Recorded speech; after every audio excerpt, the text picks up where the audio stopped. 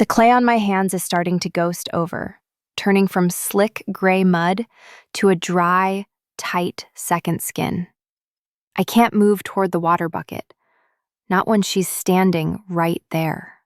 The studio air is thick with dust, but all I can see is the sharp line of her jaw and the way her apron strap has slipped, revealing the deep, shadowed curve of her collarbone. I came here to center clay, to find balance after everything fell apart. Instead, I'm paralyzed, terrified she'll turn her head and catch the hunger written all over my face. The community studio usually smells like safety to me. A dry, grounding mix of silica dust, damp earth, and the faint electric ozone smell of the kilns firing in the back room. It's supposed to be my sanctuary. After the breakup, when my apartment felt too quiet and every shadow looked like a memory I didn't want to touch, I started coming here on Tuesday nights. It was the only place where the noise in my head quieted down, drowned out by the rhythmic thumping of clay and the sympathetic whir of the motors. I needed to get my hands dirty, to make something that wouldn't leave, to control a shape from the inside out. I needed a place where the only thing expected of me was to make a bowl that didn't collapse. But tonight, the sanctuary feels like a trap. The moment the door chimed and Lena walked in, the air in the room changed. It wasn't a dramatic entrance. She didn't slam the door or announce herself. It was just a shift in pressure, like the drop before a storm breaks. She's wearing that oversized flannel shirt with the sleeves rolled up past her elbows, and her hair is pulled back in a messy knot that exposes the nape of her neck, a vulnerable stretch of skin that draws my eye like a magnet. I'd been trying to keep my eyes on the wedging table, focusing on the repetitive motion of kneading the air bubbles out of my stoneware, but my peripheral vision is betraying me. I watch her move to the shelf, grabbing a bat and a bucket of water. I tell myself to focus. Push, turn, press. The clay is cool and yielding under my palms, but my pulse is hammering a frantic rhythm against my wrists. I'm waiting for her to pick a spot. There are 6 wheels in this row, 5 of them empty. Logic dictates she'll take the one by the window, where the light is better, or the one near the sink for convenience. She doesn't. She walks right past the empty stations, the rubber soles of her boots silent on the concrete floor, and pulls out the stool directly next to mine. The air between us suddenly feels compressed. The wheels are close, too close for strangers, barely enough room for friends. When she sits down and adjusts the pedal, her knee brushes against the side of my thigh. It's a ghost of a touch, barely there, but it sends a jolt of static straight up my spine. I freeze, my hands buried in the clay, waiting for her to apologize or scoot over. She doesn't. She just settles in, kicking the wheel into a low hum. "Hey," she says softly, her voice dipping under the noise of the room.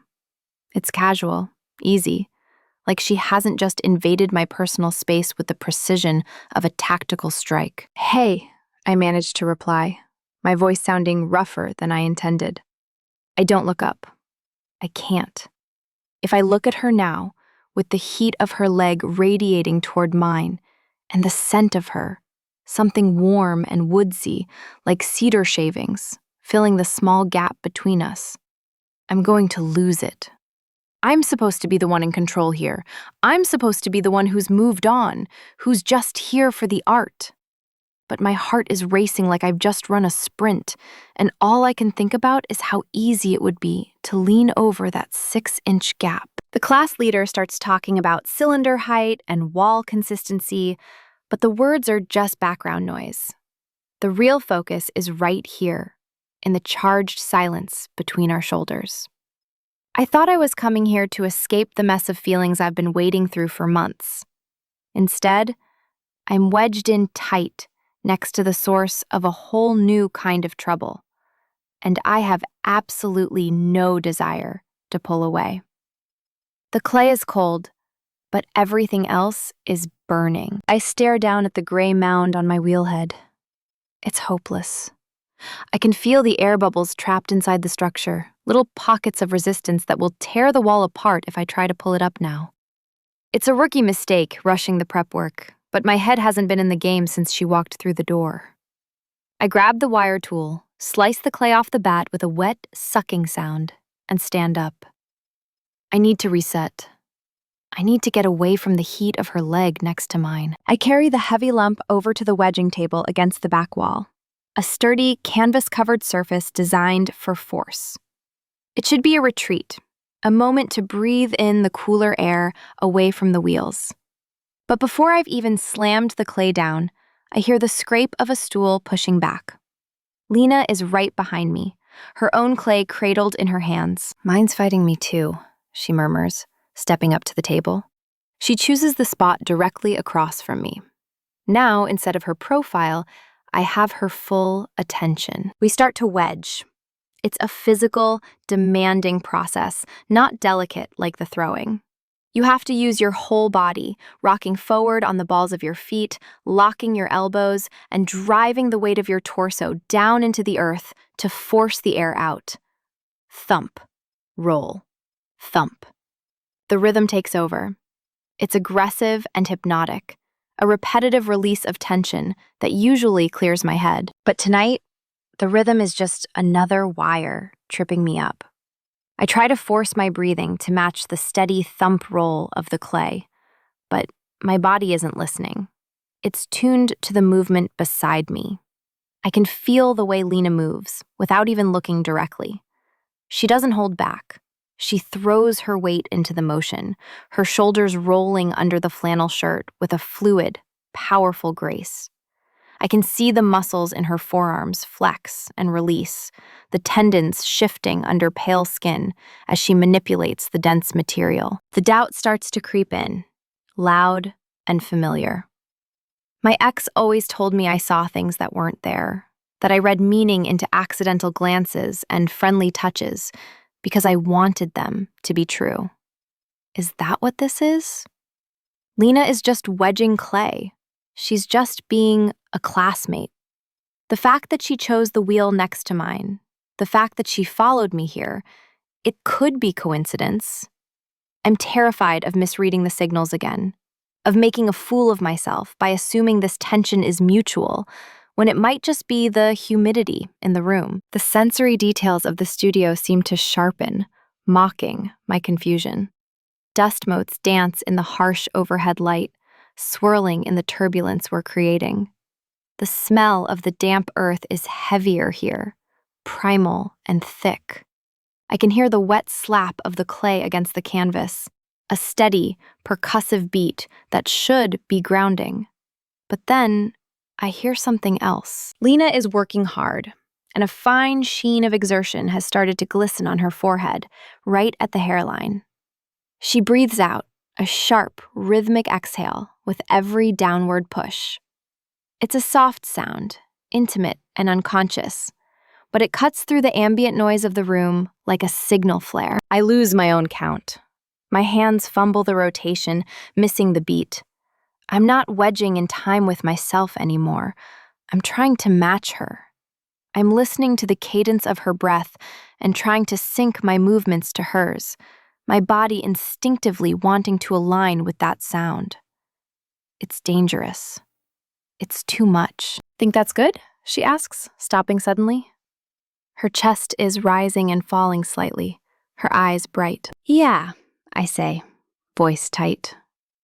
"That should do it." We pick up our prepped clay, the spiral tight and smooth now.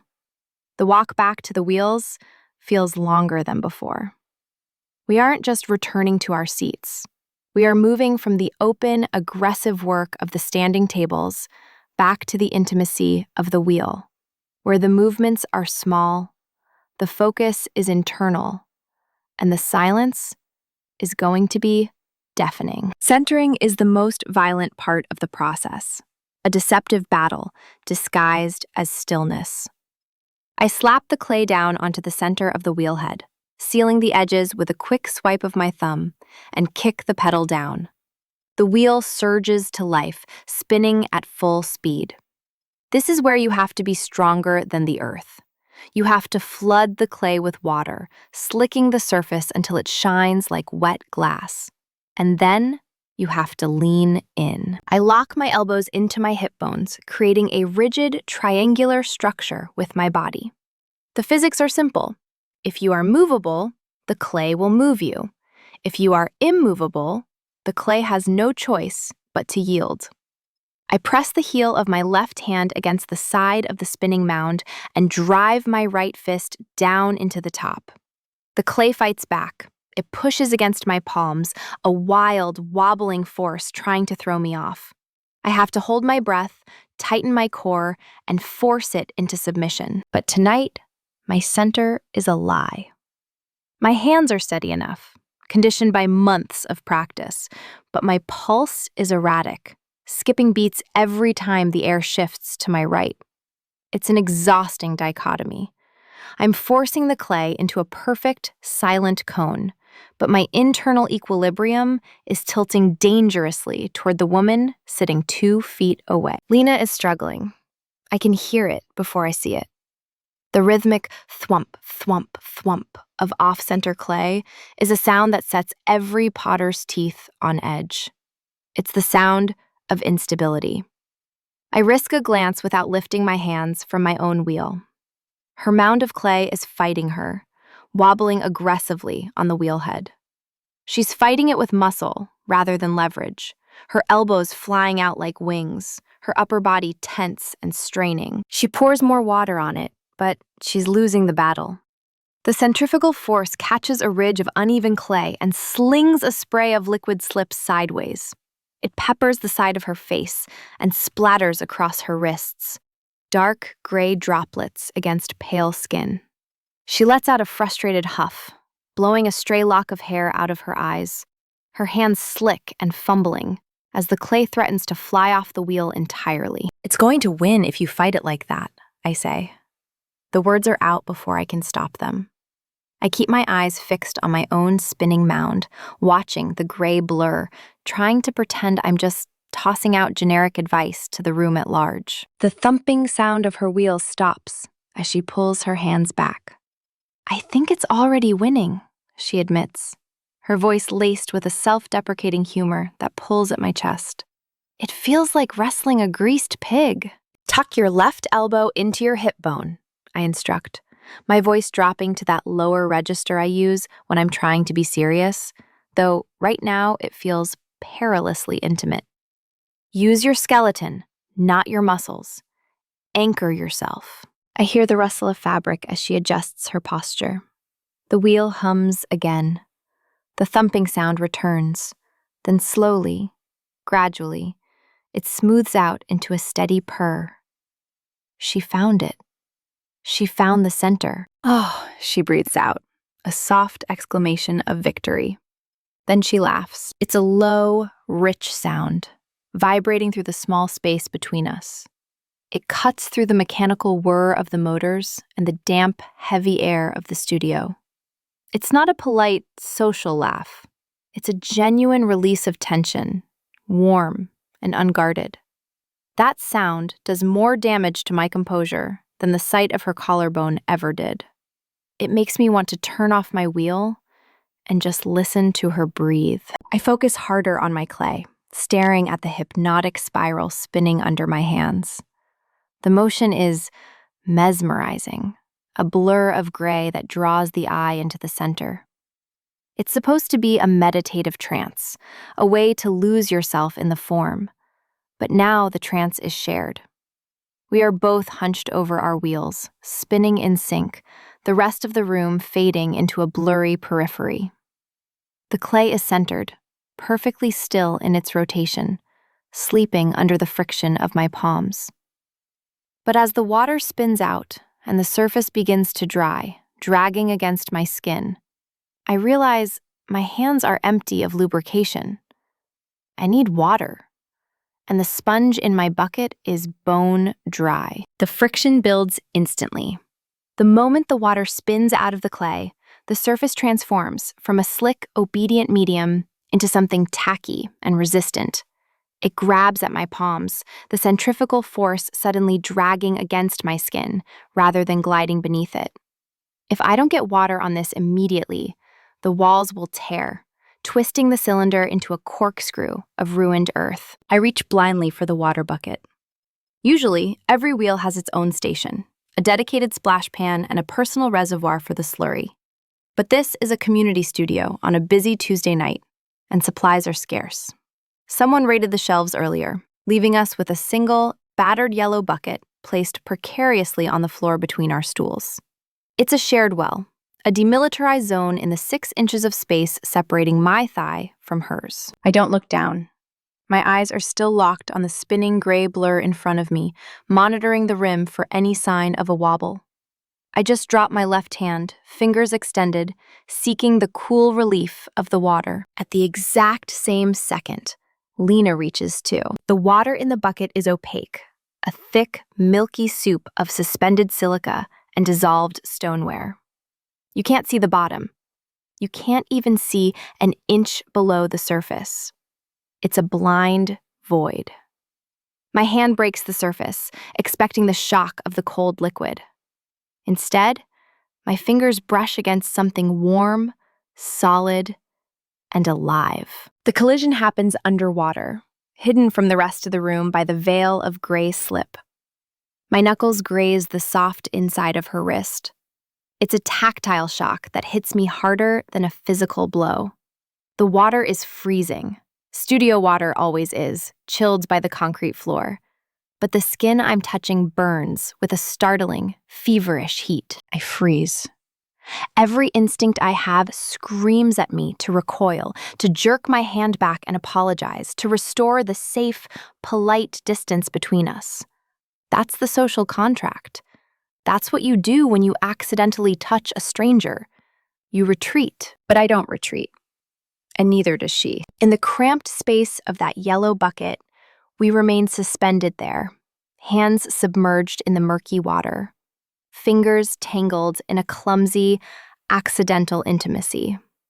I can feel the ridge of her watch strap against my thumb. I can feel the tension in her tendons.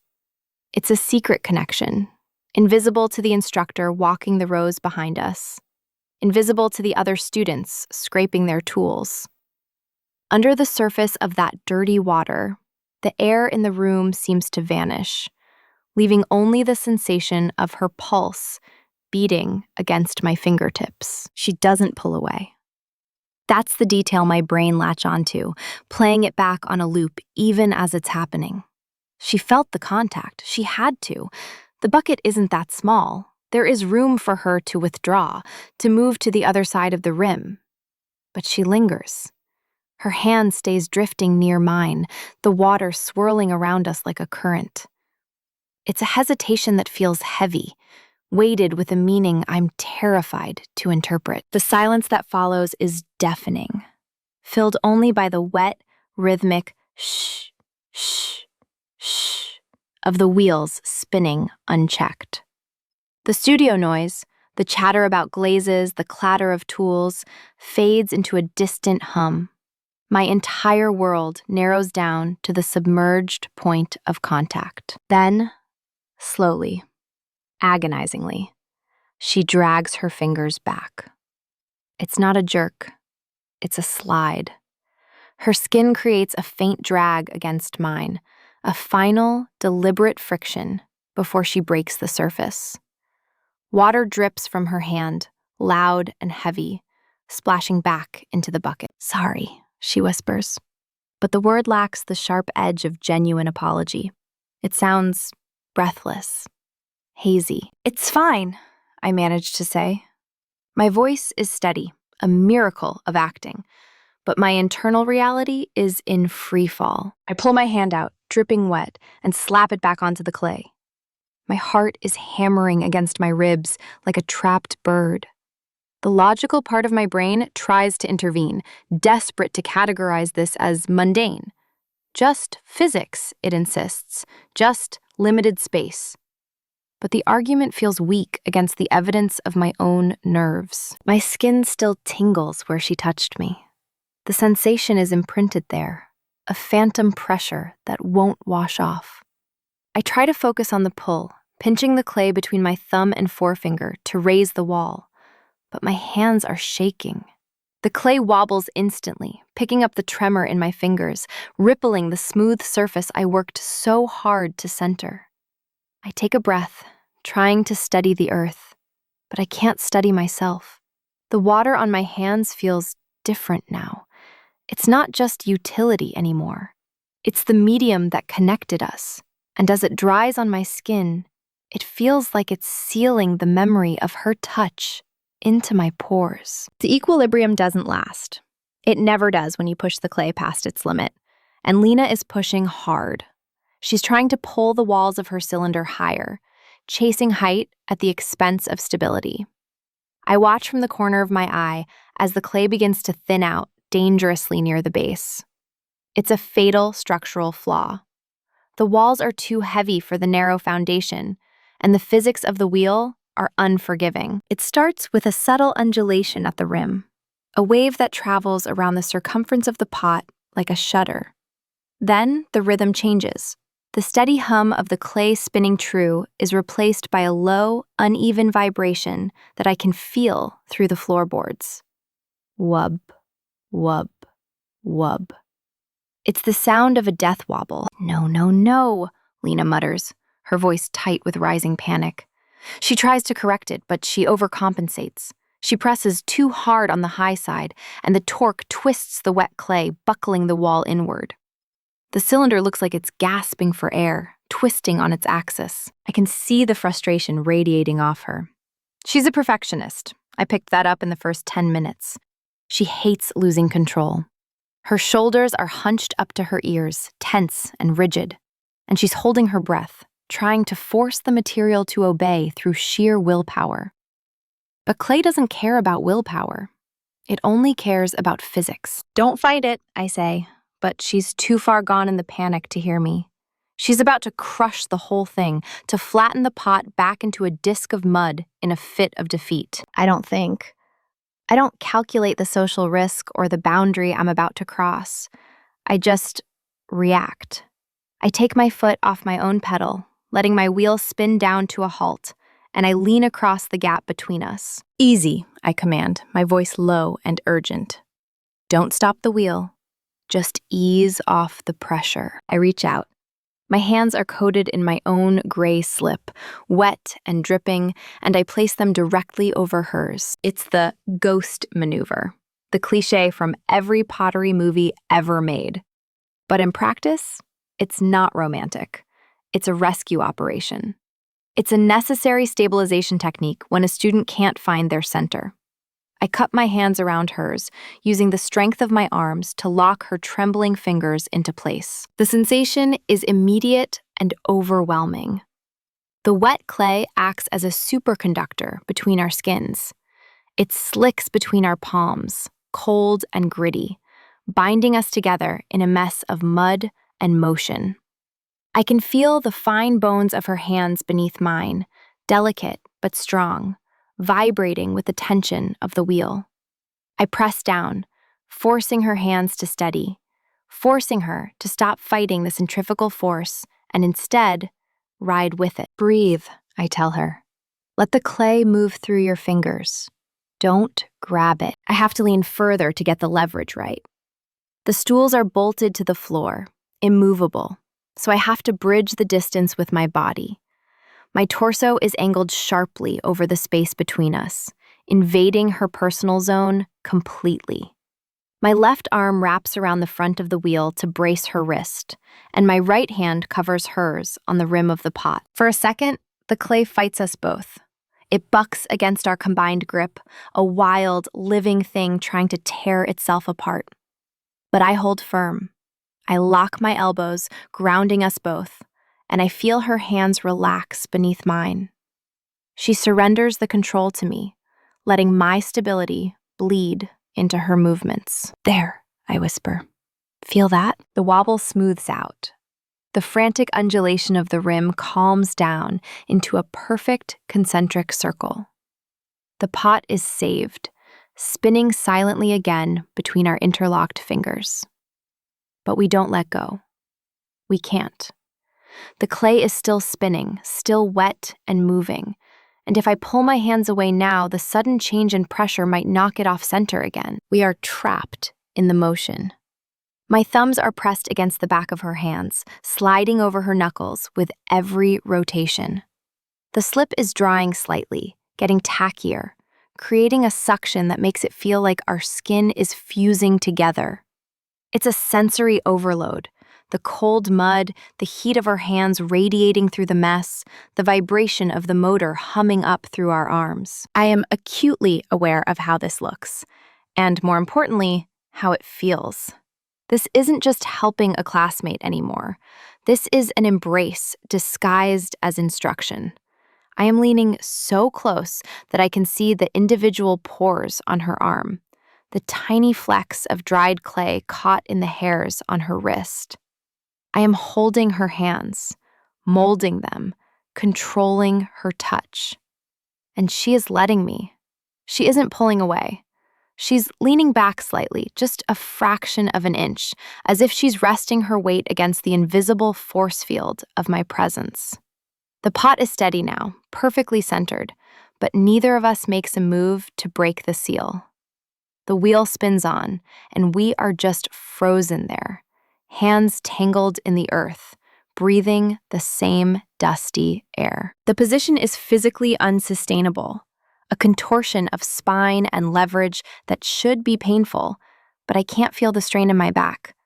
I can only feel the heat radiating from her. To keep the pot steady, I have to maintain this angle, my chest hovering mere inches from her right shoulder. It's an invasion of space that goes beyond any social norm, justified only by the fragile state of the wet clay spinning between us. If I breathe in too deeply, my ribs will brush against her arm. If she turns her head even a fraction to the left, our faces will be on a collision course. The studio is still full of noise. The rhythmic thump-thump of other wheels, the clatter of wooden tools on plastic trays, the low murmur of the instructor correcting someone's rim speed in the back corner. But for me, the volume has been dialed down to 0. The auditory world has narrowed to a singular point of focus. The only sound that exists is the hitch in her breath. It's a ragged, uneven rhythm, a shallow intake of air that catches in her throat, telling me she's just as aware of this suffocating proximity as I am. Keep your hands wet, I murmur. The instruction is necessary. The clay is thirsty, drinking the moisture from our skin. But the delivery is all wrong. I'm leaning in so close that my lips are almost brushing the shell of her ear. My voice drops an octave, involuntary and heavy, vibrating in my own chest before it reaches her. It sounds less like a teacher giving a tip and more like a secret being confessed in the dark. She doesn't pull away. Instead, she does something that nearly unhinges me completely. She tilts her head back, just slightly, exposing the long, pale column of her neck. It's likely an unconscious movement, a shifting of weight to accommodate my intrusion. But it feels like an offering. The harsh overhead lights catch the hollow of her throat, highlighting the tension in the sternocleidomastoid muscle and the pulse fluttering there like a trapped moth. And then the smell hits me. Beneath the overwhelming damp earthiness of the clay, the metallic tang of the wheel head, and the stale dust of the room, there's something else. It's her. A warm, complex scent that reminds me of cedar shavings and vanilla, something grounded yet sweet. It's not perfume. It's just the smell of her skin, heated by the exertion and the kiln room air. It floods my senses, dizzying and potent, bypassing logic to hit the primal center of my brain. I'm so close that when I exhale, I watch the fine hairs on the nape of her neck rise. My breath is ghosting over that sensitive skin, a warm current against the cool air of the studio. And I see a shiver trace its way down her spine, visible even through the thick flannel of her shirt. Time seems to warp. The wheel is still spinning, doing its 60 rotations per minute, but we are frozen in a microsecond of terrifying potential. My hands are still locked over hers, slippery and messy, but my focus has shifted entirely to the curve of her jaw and that exposed neck. The urge to close the gap is a physical ache, a magnetic pull that feels inevitable. It would be so easy. I would just have to lean forward 1 more inch. I could press my lips to that pulse point. I could taste the salt on her skin. I could turn this rescue into something that can't be taken back. The internal war is brutal. Part of me, the part that's been lonely for months, the part that felt that spark the moment she walked in, is screaming at me to do it. She leaned into you, it argues. She lingered in the water. She's tilting her head back right now. But the other part, the terrified part that's still bruising from the last time I let myself fall, pulls the emergency brake. What if I'm wrong? What if she's just frozen in panic because a stranger is breathing down her neck? I can't be the creep who misread a moment of vulnerability. I can't ruin the sanctuary for her. Or for me. Okay, I say, my voice cracking slightly. I think you've got it. I force my muscles to obey. I peel my hands away from hers.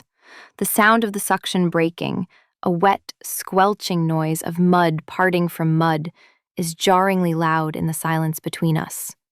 I push myself back, retreating to my own stool, putting the safe, polite distance of 2 feet back between us. The loss of contact is immediate and physical.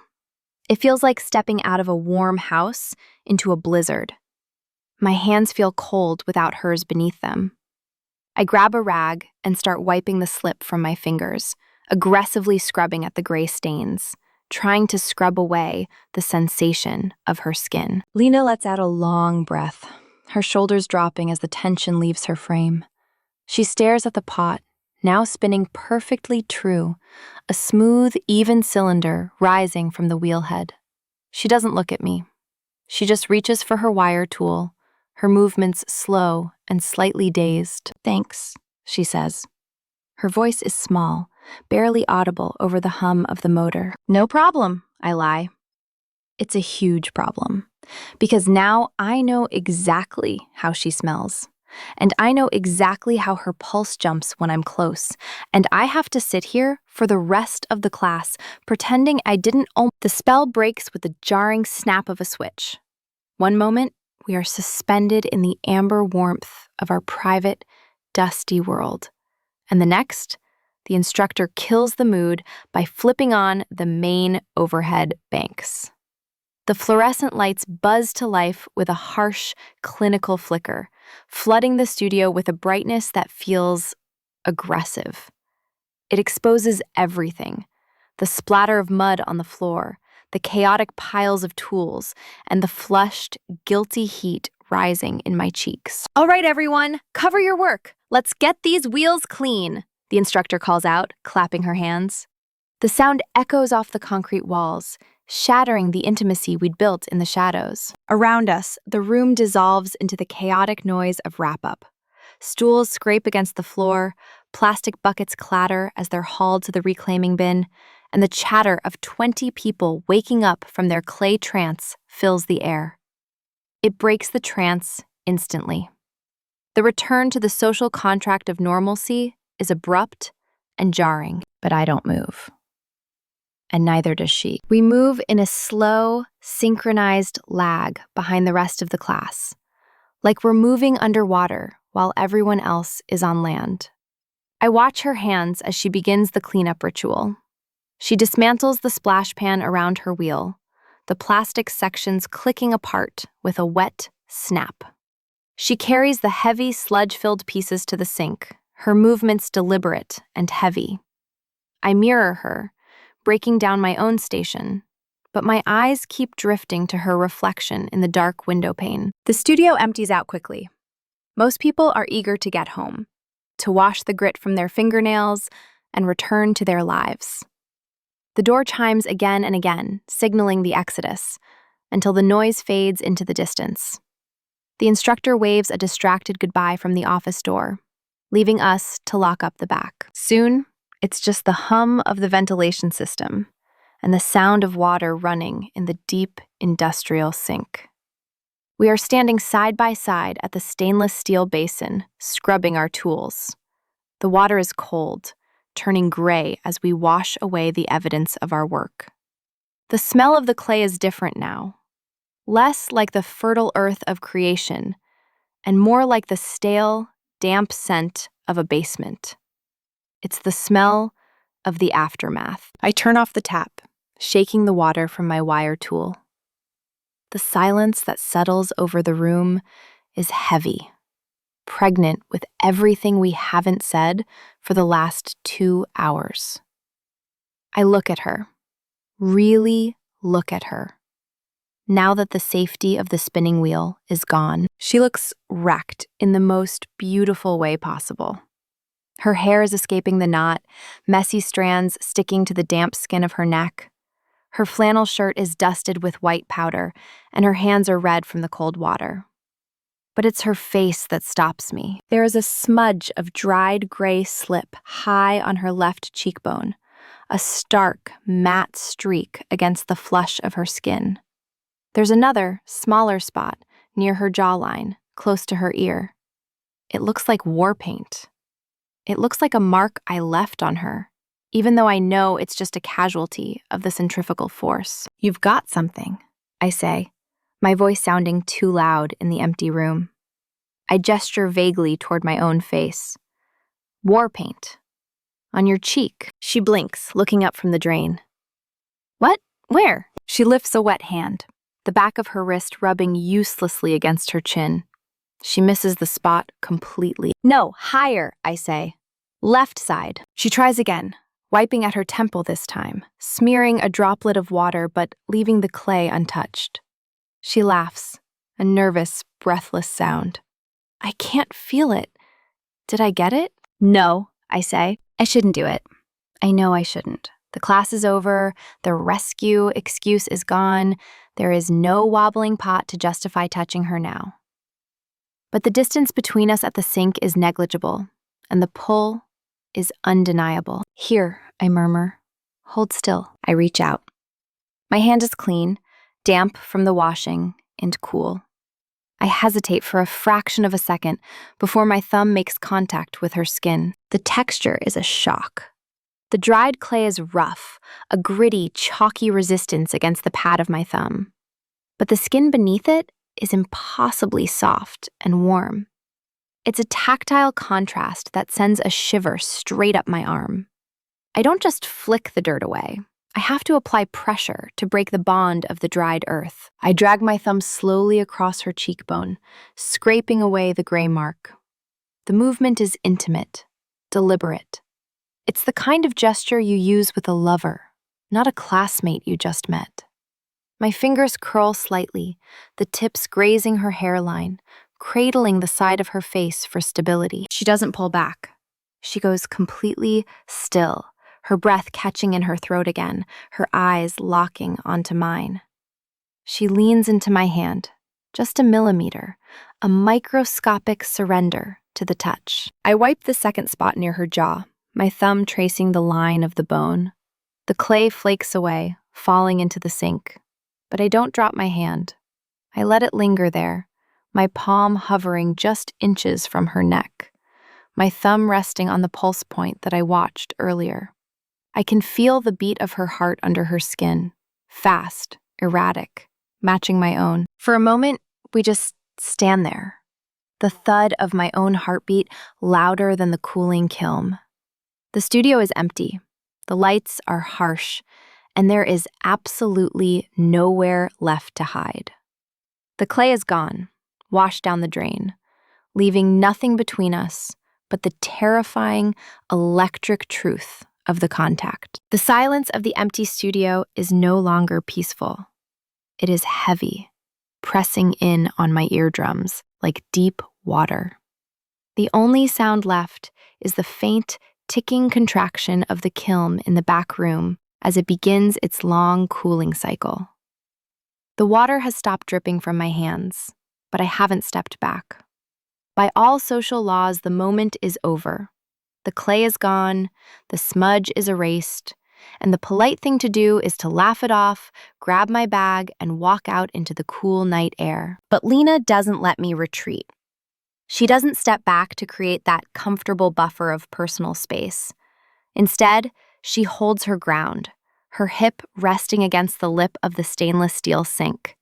Her eyes, dark and unreadable under the harsh fluorescent lights, are locked onto mine with an intensity that makes my breath hitch. She isn't looking at me like a classmate anymore.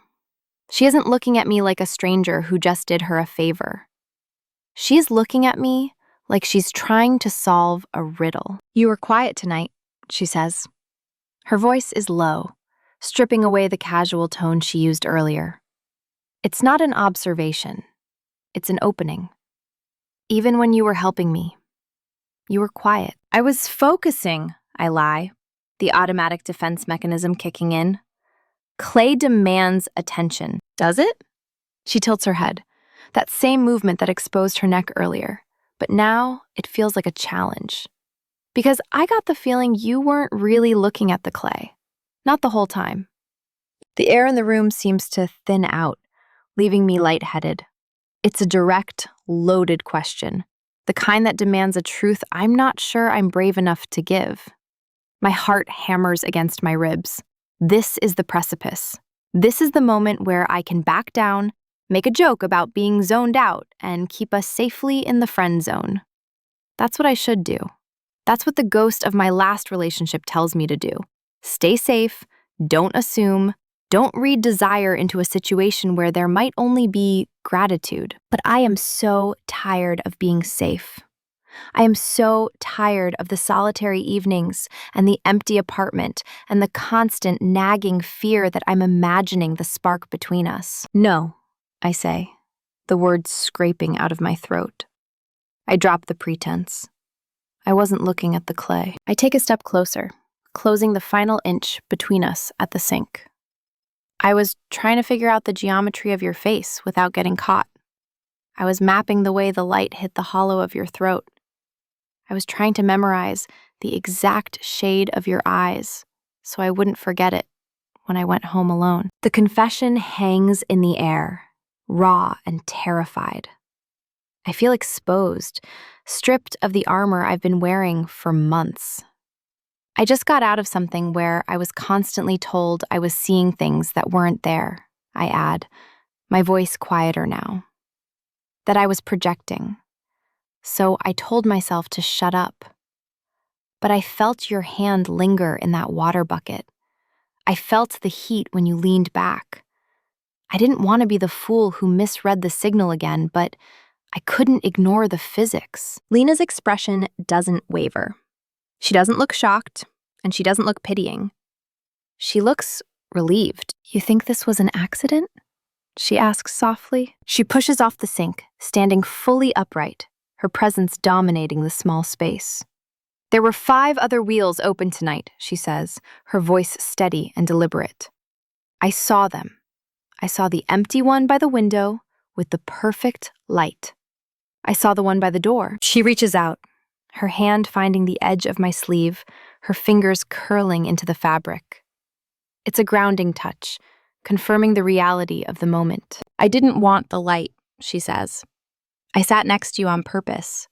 I've been watching you wedge clay for 3 weeks from across the room, wishing you'd look up. Tonight, I decided to stop waiting." The validation hits me like a physical wave. It wasn't just me. The tension, the heat, the synchronized breathing, it wasn't a projection of my lonely mind. It was a shared frequency. "You chose that wheel?" I ask, needing to hear it one more time. "I chose you," she corrects. "And I was terrified you were just focused on the clay." The verbal dance ends right there.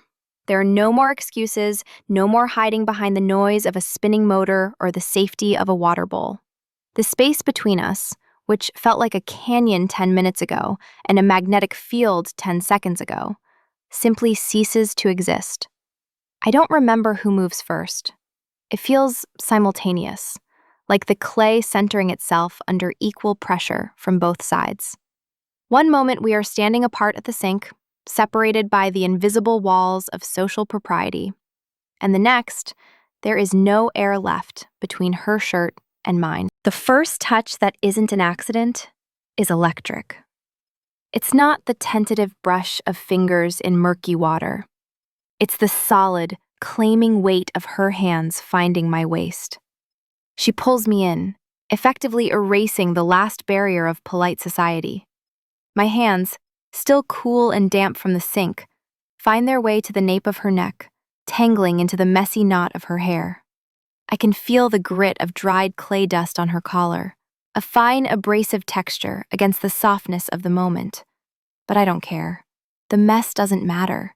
It feels right, like we're sealing this with the very earth that brought us together. When she kisses me, it isn't tentative.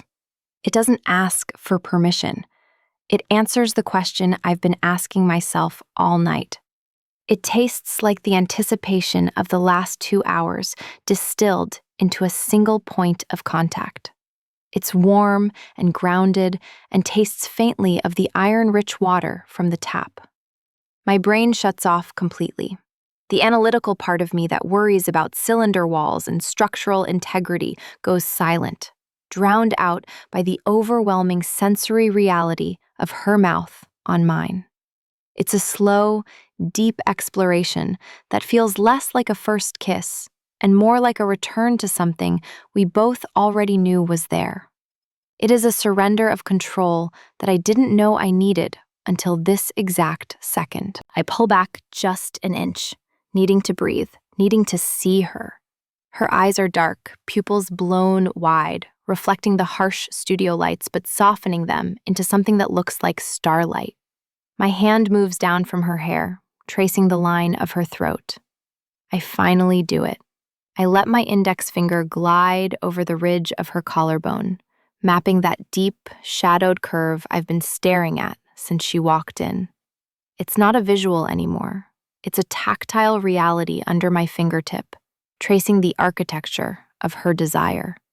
She shudders, a full body tremor that I feel against my own chest, and the sound she makes, a low, contented hum in her throat, is better than any perfect pot I could ever throw. The anxiety that has been my constant companion for months, the ghost of my ex whispering that I'm delusional, dissolves into the ether. You can't hallucinate the pressure of her hips against yours. You can't imagine the way her breath is mixing with yours, ragged and hot. This is tangible. This is the truth. We stand there for minutes, locked together in the quiet studio, rewriting the narrative of the space. It's no longer just a place to hide from loneliness. It's the place where the heat turned solid. I realize now that I came here tonight trying to center a lump of stoneware, desperate for some kind of balance. But I found my equilibrium in the friction of her skin against mine. "We should probably go," she whispers against my jaw, though she makes absolutely no move to leave. "Before they lock us in with the kiln." "Let them lock us in," I murmur back, earning a soft laugh that vibrates against my ribs. But we do move, eventually. We separate just enough to grab our bags, though our hands find each other again immediately, fingers interlocking with a familiarity that defies the timeline. The clay dust on our clothes brushes together as we walk toward the door, leaving a shared trail of white powder on the dark floor mats. The heavy metal door clicks shut behind us, sealing the silence back inside, a witness to the spark that finally caught fire. We step out into the cool night air. The temperature drops shocking against the heat we generated inside. Under the amber streetlights, my hands still look slightly ghostly from the residue of the clay, a physical reminder of the work we did. The pot we saved might be imperfect, a little wobbly and thick-walled, but the shape we formed between us is solid. If you want to see how this new form holds up in the firing, subscribe to follow the rest of the journey.